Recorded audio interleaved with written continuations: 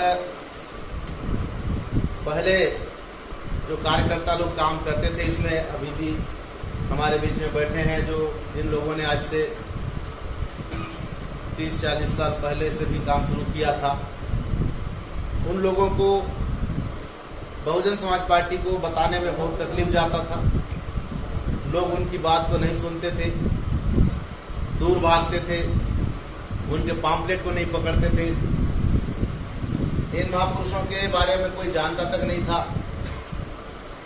बाबा साहब अम्बेडकर को थोड़ा बहुत जानते थे, भारत का संविधान लिखा है उतने ही जानते थे। महात्मा फुले कोई जानता नहीं था, छत्रपति शिवाजी महाराज कौन है कोई जानता नहीं था। अपने समाज में जन्म लिए सभी संत गुरु महापुरुषों को सब लोग भूल चुके थे। तो धन्य है कि ऐसे समय में मान्यवर साहब कांशीराम जी आए और उन्होंने इस देश में जो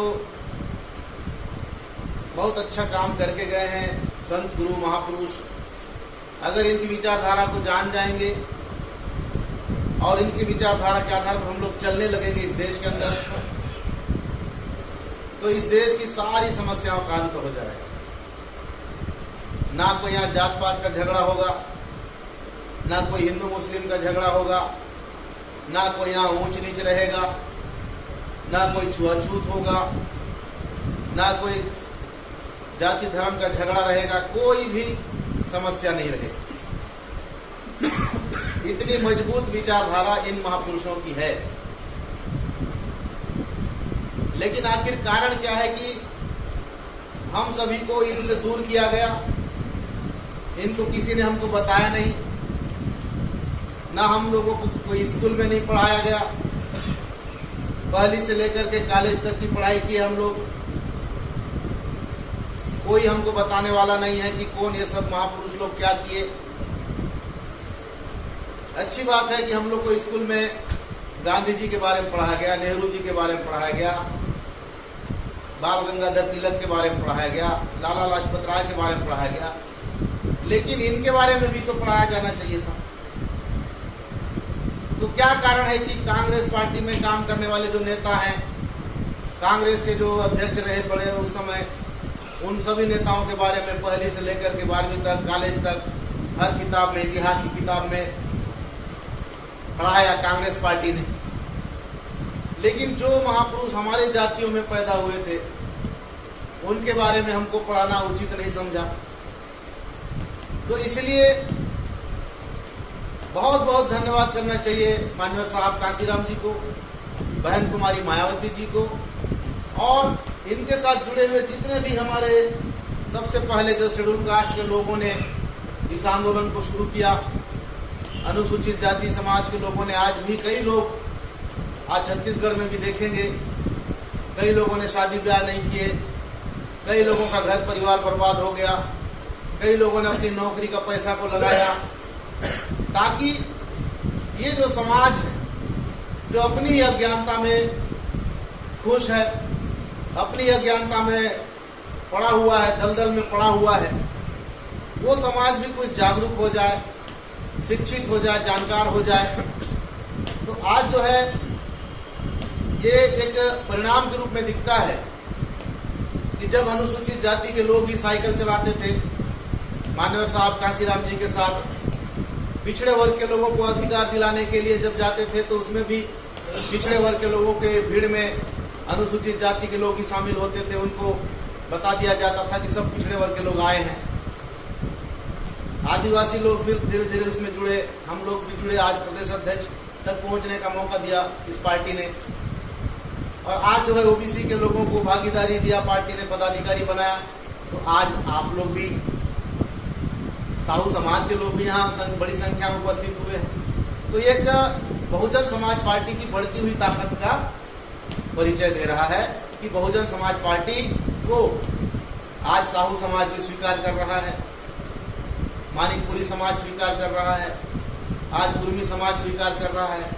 तो हम लोगों का जो एक लक्ष्य है कि इस देश में जातियों का झगड़ा खत्म होना चाहिए और परस्पर जातियों में भाईचारा बनना चाहिए, वो जो एक लक्ष्य लेकर के बहुजन समाज पार्टी चल रही है वो काफी हद तक सफल होती दिख रही है।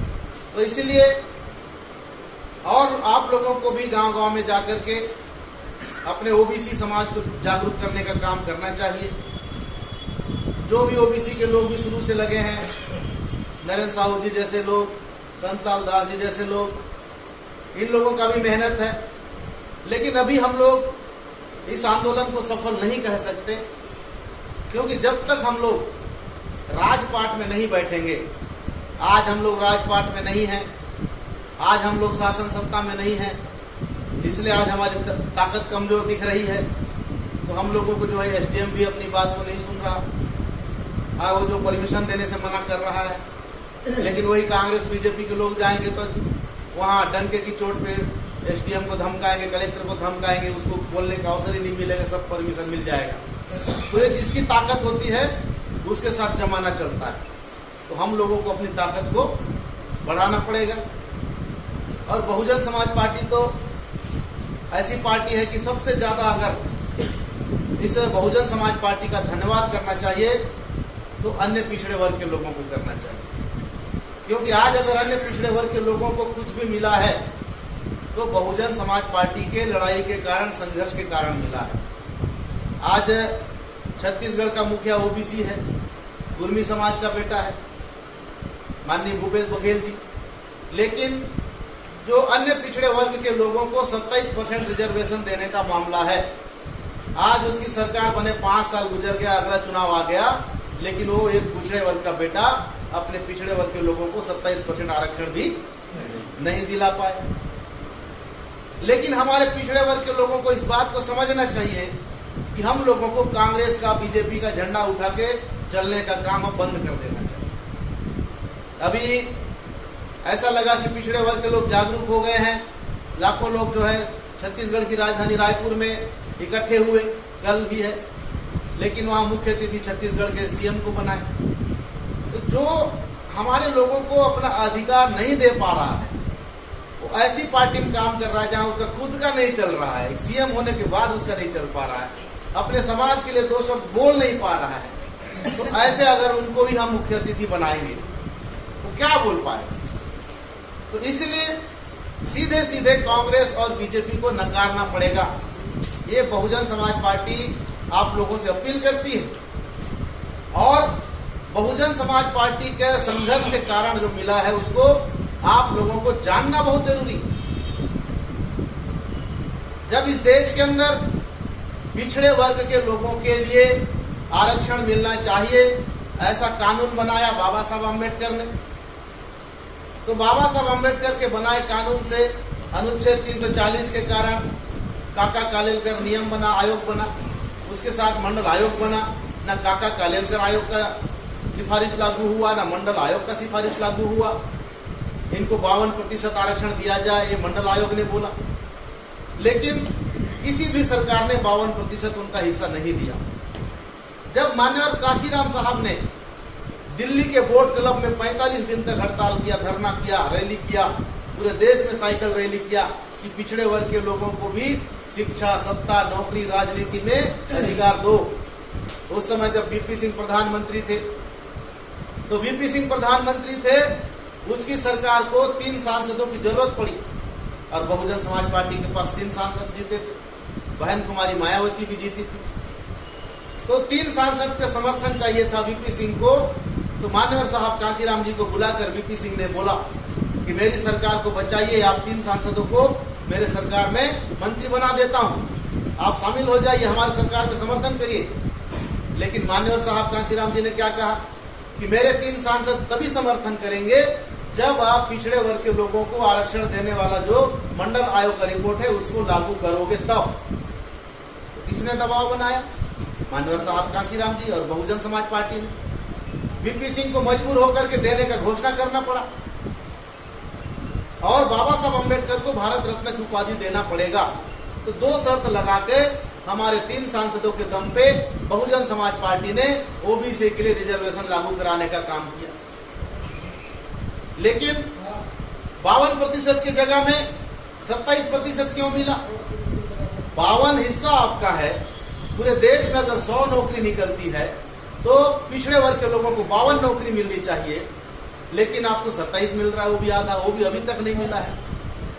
तो 52% की घोषणा कर दिया वो वीपी सिंह प्रधानमंत्री, तो अंदर खाने से जो उनकी पार्टी के लोग हैं, कांग्रेस भाजपा के लोग हैं, बड़े ऊंची जातियों के लोग हैं, उन लोगों ने सुप्रीम कोर्ट में चले गए, बोले इन लोगों को नहीं मिलना चाहिए, तेली कुर्मी धोबी नाई मरार ढीमर लोग को नहीं मिलना चाहिए, इनको आरक्षण नहीं मिलना चाहिए।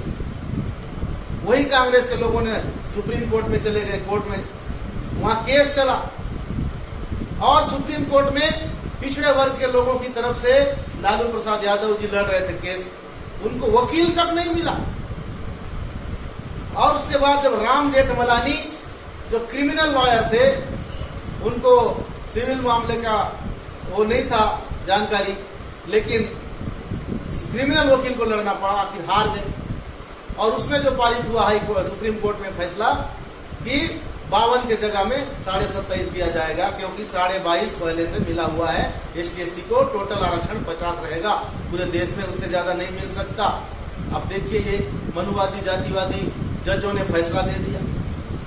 इतना जो है कांग्रेस और बीजेपी पिछड़े वर्ग के अधिकार के विरोधी है, ये हमारे पिछड़े वर्ग के भाइयों को नहीं मालूम। इस इतिहास को जानना पड़ेगा, क्योंकि बाबा साहब ने कहा था जो समाज अपना इतिहास नहीं जानता वो समाज अपना भविष्य भी नहीं बना सकता।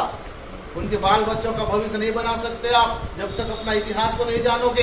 किसने आपके साथ अतीत में धोखेबाजी किया, किसने आपके साथ अतीत में आपके साथ छल कपट किया, कौन है वो, किसकी गलती है, कौन है वो व्यक्ति, कौन है आपका दुश्मन, ये हमारे पिछड़े वर्ग के लोगों को जानना होगा। 52 के जगह में 27% आरक्षण 1991-92 में मिला, उसके बाद से 27% नौकरी मिलने के बाद छोटे मोटे चपरासी बाबू गुरुजी में हमारे ओबीसी भाई लोग लगने लगे। किसका संघर्ष है? इन महापुरुषों का संघर्ष, मान्यवर साहब काशीराम जी का संघर्ष और बहुजन समाज पार्टी का संघर्ष है, और अनुसूचित जाति के लोगों का, आदिवासी लोगों का संघर्ष है। आदिवासी और अनुसूचित जाति के लोग मिलकर ओबीसी भाई को बोल रहे हैं कि ये मेरे ओबीसी भाइयों, आप लोग भी आ जाओ, आप लोग ज्यादा जनसंख्या वाले हो, हम तीनों मिल जाते हैं तो हम लोग की संख्या 85 हो जाती है। और अगर हम ही लोगों में से धर्म परिवर्तन कर लिए हैं, कोई मुस्लिम बन गया, कोई ईसाई बन गया, कोई सिख बन गया, कोई जैन बन गया, कोई बौद्ध बन गया, उनको भी हम लोग ले लेते हैं, तो हम लोग की जनसंख्या और ज्यादा हो जाती है। और अगर कोई मानवतावादी व्यक्ति है, कोई इस देश के संविधान को मानने वाला व्यक्ति है, अगर उसके साथ भी गरीबी के आधार पे आज भी उनके साथ भी आगे बढ़ने का मौका नहीं मिल रहा, अगर वो ऊंची जात का ही क्यों ना हो, उसको भी ले लो। तो ये जो महापुरुषों की विचारधारा है, ये किसी के विरोध में नहीं है, किसी भी जाति के विरोध में नहीं है, किसी भी वर्ण के विरोध में नहीं है।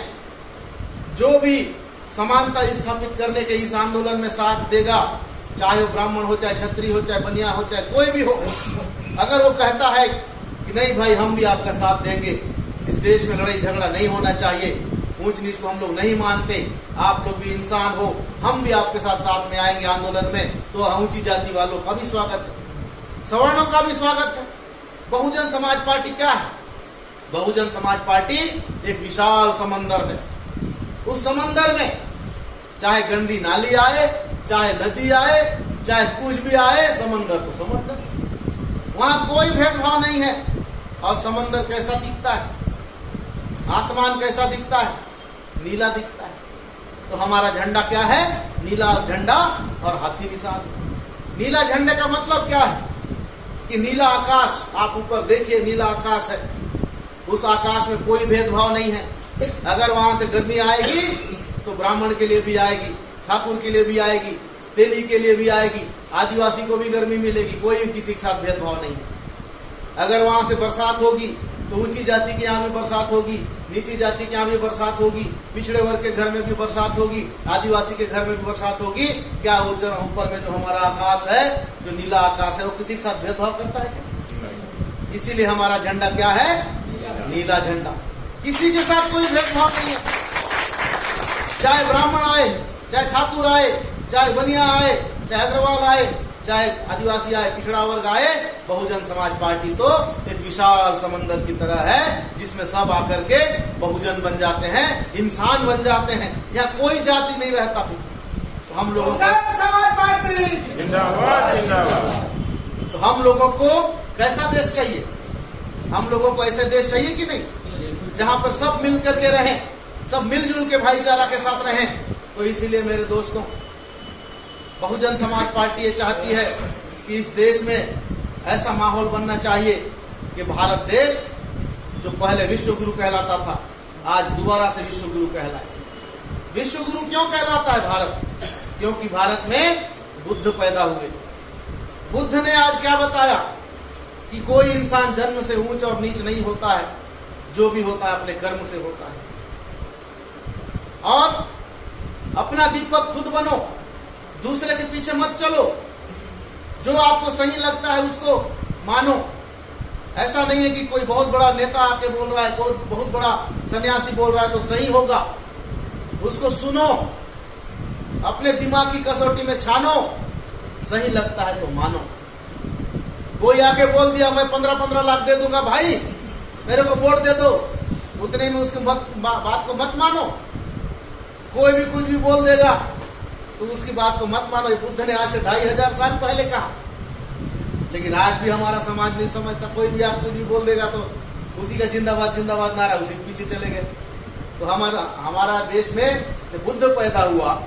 आज जापान के लोग भारत देश के तरफ में पैर करके नहीं सोते। भारत देश के तरफ पैर करके नहीं सोते हैं जापान के लोग। क्यों? क्योंकि वो लोग मानते हैं कि भारत एक गुरु देश है। भारत हमारा गुरु देश है। भारत में बुद्ध पैदा हुआ, यहां से हमको सीखने को मिला। तो आज दुनिया के लोग भारत को सलाम करते हैं। आज जब देश के प्रधानमंत्री नरेंद्र मोदी विदेश जाते हैं तो बोलते हैं मैं बुद्ध के देश से आया हूं भाई, मैं बुद्ध की धरती से आया हूं। और यहां जब भारत में आते हैं तो हिंदू मुसलमान ये वो मंदिर मस्जिद झगड़ा कराता है। तो ऐसे दोगले लोगों से सावधान रहो जो विदेश में जाके सब नहीं बोलता, क्योंकि विदेश में कोई नहीं मानता ये सब, वो केवल बुद्ध को मानते हैं। जब मुकेश अंबानी की पत्नी नीता अंबानी गई वहां विदेश में, उसने भी बोला कि मैं बुद्ध की कंट्री से आई हूं। क्यों नहीं बोलते वहां ये लोग? हिंदू मुस्लिम बात, मंदिर मस्जिद बात क्यों नहीं करते? क्योंकि उसको कोई मानेगा ही नहीं। तो भारत में ही इंसान में झगड़ा कराने के लिए ये लोग मंदिर मस्जिद की बात करते हैं, हिंदू मुस्लिम की बात करते हैं। इसीलिए आज अगर कोई संगठन, अगर कोई पार्टी, अगर कोई महापुरुष हमको आपस में भाईचारा बनाकर इंसान को दोस्त बना सकता है तो केवल और केवल बहुजन समाज पार्टी है। इसलिए बहुजन समाज पार्टी से जुड़ना हमारे लिए मजबूरी है। मजबूरी है, आपको और कहीं रास्ता नहीं मिलेगा। और कहीं जाओगे आपको रास्ता भटकाने वाला है, गड्ढा में गिराने वाला रास्ता है।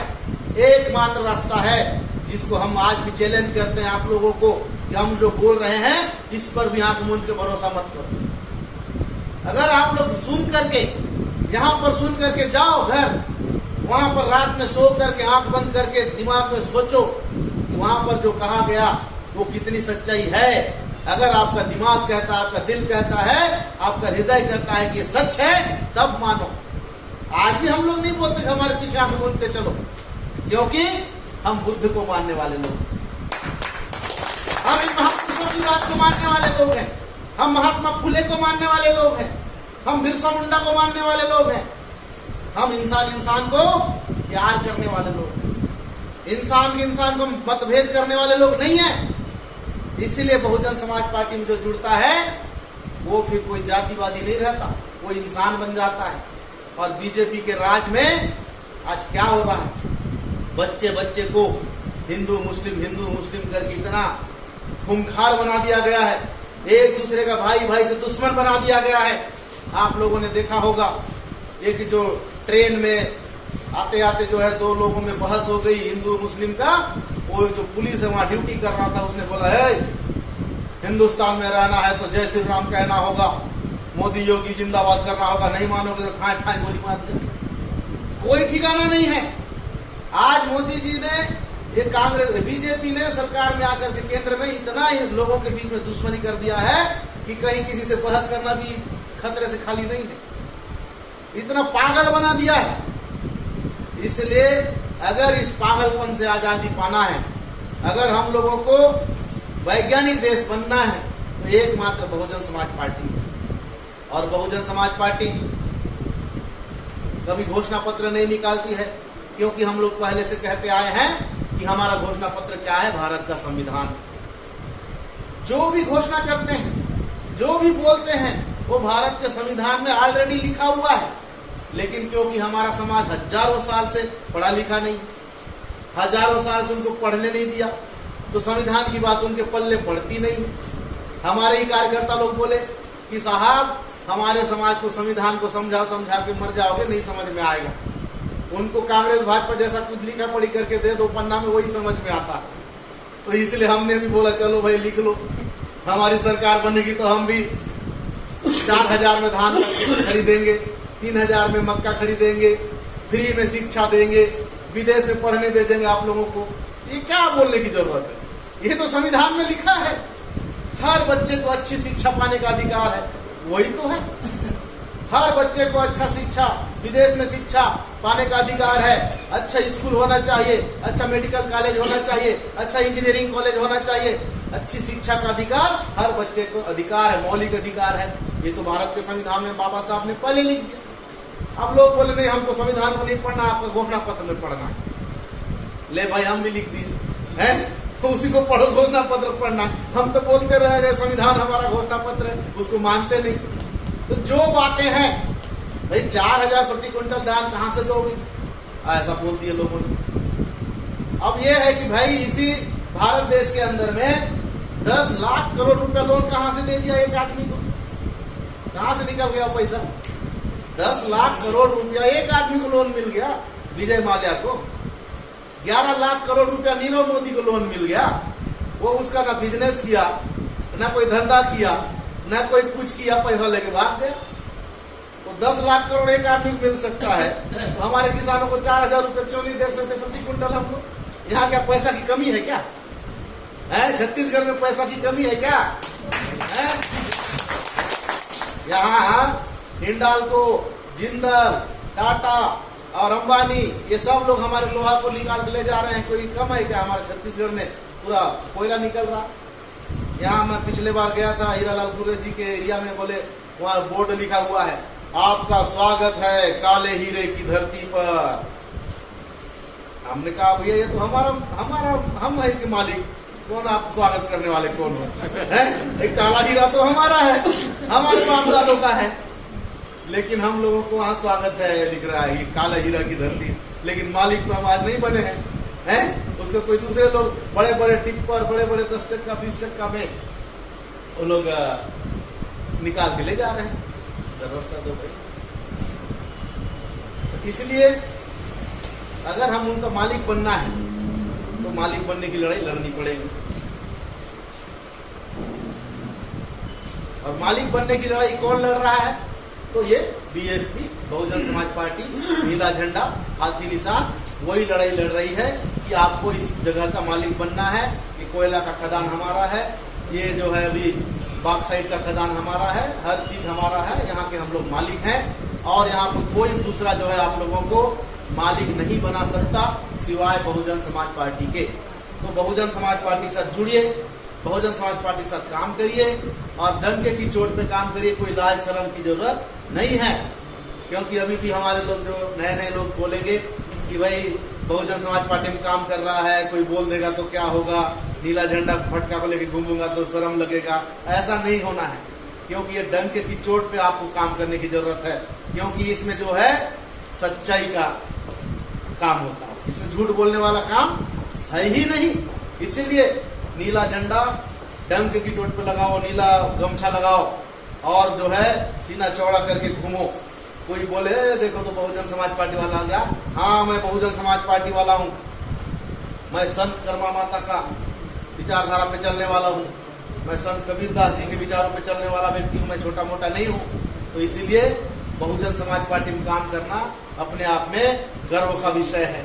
जो समाज कभी हमको भाषण देने का मौका नहीं मिलता था, कभी मुख्य अतिथि बनने का मौका नहीं मिलता था, कभी नेता बनने का मौका नहीं मिलता था, आज ऐसे ऐसे लोगों को, ऐसे ऐसे छोटी छोटी जाति को बहुजन समाज पार्टी ने क्या बना दिया?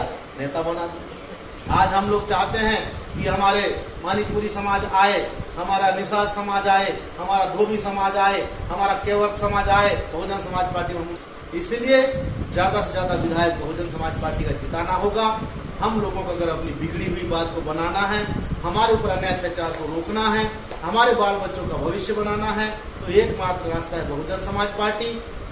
इस बहुजन समाज पार्टी के लिए हम लोगों को तन मन धन तीनों चीज देना होगा, क्योंकि ये पार्टी हमारी पार्टी, आपकी पार्टी है। ये कोई अडानी अंबानी की पार्टी नहीं है। अडानी अंबानी हमको पैसा देने वाले नहीं है, हमको चुनाव लड़ने के लिए वो लोग चंदा देने वाले नहीं है। इसीलिए हम लोगों को ही वोट भी देना होगा, नोट भी देना होगा और सपोर्ट भी देना होगा। और जैसे कि हमारे सामरी विधानसभा में आनंद तिग्गा जी का टिकट फाइनल हो गया है, उन्होंने मीटिंग कर रहे हैं जगह जगह। कल भी हम बरियों करके एक जगह है, वहाँ बाजार शेड में मीटिंग किए, वहाँ पर भी कम से कम 100 लोग आए थे। और उन लोगों में से ही जो कि गरीब लोग हैं, जो गरीब कार्यकर्ता हैं, उन्होंने खड़े होकर के अपना कमिटमेंट किया कि साहब मेरे पोलिंग बूथ में मैं आनंद तिग्गा जी को जिताने का काम करूंगा, चाहे इसके लिए कितना पैसा खर्चा हो जाए। उस पोलिंग बूथ में अगर 10,000 खर्चा होता है तो मैं खर्चा करूंगा, 20,000 खर्चा होता है तो मैं करूंगा, 1 लाख रुपए तक भी खर्चा होता है तो मैं करूंगा। आनंद तिग्गा को सोचने की जरूरत नहीं है। ऐसा उन लोगों ने कमिटमेंट किया है, क्योंकि मैंने उनको बता दिया कि इसके बदले में क्या फायदा होने वाला है?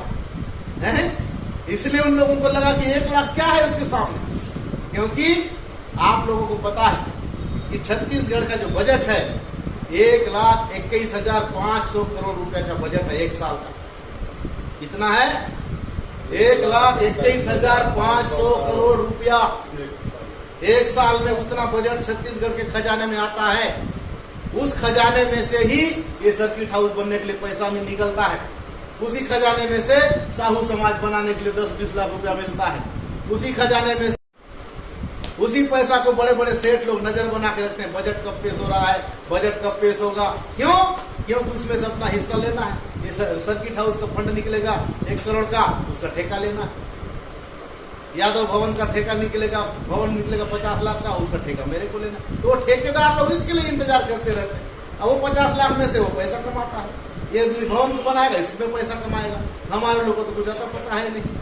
तो इसलिए मैंने बताया कि अगर 1,21,500 करोड़ रुपया को 90 विधानसभा में डिवाइड कर दो, तो 90 विधानसभा में एक विधानसभा में लगभग 1400 करोड़ रुपया पड़ेगा। एक साल में 1400 करोड़ रुपया एक विधानसभा का हिस्सा है। और अगर उस विधानसभा में 250-300 पोलिंग बूथ है तो प्रत्येक पोलिंग बूथ में लगभग 5 करोड़ का हिस्सा है। अब 5 करोड़ के लिए उस पोलिंग बूथ के नेता लोग मेहनत नहीं करेंगे जिताने के लिए, तो 5 करोड़ में अपने देखरेख में कैसे काम करा पाएंगे? हैं? अपने देखरेख में काम कराना है, आपके हिसाब से वहाँ कार्य बंटवारा होगा और आपका विधायक आपके अनुसार वहाँ पर काम करेगा। वो 5 करोड़ का जो बजट है आपके हिसाब से खर्चा होगा, तो 5 करोड़ के लिए 1 लाख रुपए खर्च नहीं कर सकते आप, हैं? तो इसीलिए हमारे कार्यकर्ताओं ने बोला कि इस मेरे पोलिंग का, मेरे गांव का जो बजट होगा उसका हम लोग के हिसाब से काम होना चाहिए। विधायक जी, उस विधायक को हम लोग जिताने के लिए चाहे जितना खर्चा करना पड़े हम लोग करेंगे। तो इसीलिए जो बड़े बड़े सेठ लोग, अडानी अंबानी लोग मोदी के लिए क्यों फंड लगाते हैं? क्योंकि उसी फंड में से, बजट में से अपना पैसा निकालने के लिए, कमीशन निकालने के लिए, फायदा निकालने के लिए वो मोदी सरकार को, बीजेपी कांग्रेस को सपोर्ट करते हैं। जब सरकार बनती है तो बड़े बड़े करोड़ों रुपए का ठेका उनको मिलता है। अगर आपको करोड़ों रुपए का ठेका चाहिए तो आपको भी तो लगाना पड़ेगा। अगर बोलोगे फ्री फंड में मिलेगा, फोकट में लड्डू मिलेगा क्या? नहीं। तो फोकट में लड्डू नहीं मिलता है। इसलिए जो भी हमारा प्रत्याशी होगा उसको जिताने के लिए आप लोग भी कमिटमेंट करो कि साहब अपने पोलिंग बूथ को जिताने के लिए मैं मेहनत करूंगा, उसमें चाहे जो पैसा लगे मैं लगाऊंगा, तो मैं इसके लिए जो है कमिटमेंट करता हूं। अगर ऐसा बोलोगे तो कोई भी हमारा गरीब आदमी विधायक बन के जाएगा। फिर आपका विधायक आप जैसा बोलोगे वैसा ही विधानसभा में क्वेश्चन करेगा, कोई अडानी अंबानी की इशारे पे नहीं चलेगा। इसलिए बहुजन समाज पार्टी दूसरी पार्टियों से 100% अलग पार्टी है। इसलिए बहुजन समाज पार्टी में विश्वास करो, बहुजन समाज पार्टी के साथ जुड़ो और बहुजन समाज पार्टी के साथ काम करो। निश्चित रूप से आप लोगों की आने वाली पीढ़ी का भला इसी में है, अन्यथा किसी में नहीं है। तो इसलिए साथियों, आप लोग लग जाइए और सभी सीटों पे आवेदन भी करिए। अभी समय कम है, जब भी होगा, जो भी होगा, गठबंधन होगा, जैसा भी किसी के साथ भी तो बता दिया जाएगा और उसके लिए अपने ऊपर लेवल पे प्रयास चल रहा है। लेकिन बाकी सभी सीटों पर आवेदन कर लिया जाए ताकि जो है हमारा कोई निरंक न जाए और अपना ढीले ढाले न रहे, हमारे कार्यकर्ता एक्टिव रहें। तो मैं यही अपील करते हुए कि आप लोग इस सरगुजा जो संभाग है वहां से भी आप लोग विधायक चुन करके देने का काम करोगे और खाता खोलने का काम करोगे। क्योंकि बहुजन समाज पार्टी के बारे में यही अफवाह है, प्रचार है, अरे बहुजन समाज पार्टी केवल जागीर चांपा की पार्टी है, क्योंकि वहाँ हमेशा विधायक भी जीतते हैं। तो हम लोग यहाँ नहीं जिताएंगे तो ऐसा तो बोला जाएगा।